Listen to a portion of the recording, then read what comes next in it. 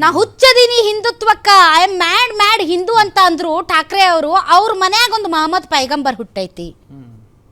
ಇದೇ ವಿವಾದ. ಮೊಹಮ್ಮದ್ ಪೈಗಂಬರ್ ಅವರು ಪ್ರವಾದಿಗಳು. ಹೌದು. ಸೊ ಅವರ ನೀವು ಒಂದು ಬೇರೆ ಯಾರೋ ಮುಸಲ್ಮಾನರ ಹೆಸರು ಮೊಹಮ್ಮದ್ ಗೋರಿ, ಮೊಹಮ್ಮದ್ ಗಜ್ನಿ ಅಂತಾದ್ರೆ ಹೇಳ್ಬೋದು. ಒಂದು ಉದಾಹರಣೆಗೆ ಹೇಳೋದು ನಾನು, ಅದು ಹೆಸರು ಅಷ್ಟೇ.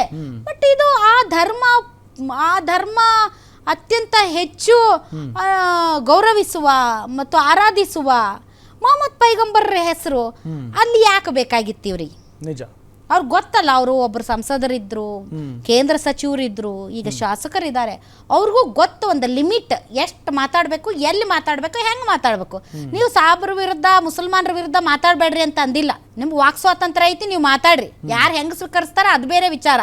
ಆದ್ರೆ ನೀವು ಅವ್ರ ಮೊಹಮ್ಮದ್ ಪೈಗಂಬರ್ ವಿಚಾರ ಯಾಕೆ ಬೇಕು ನಿಮಗೆ? ಮೊಹಮ್ಮದ್ ಪೈಗಂಬರ್ ಹುಟ್ಟಬಾರ್ದ ಹಂಗಾದ್ರೆ?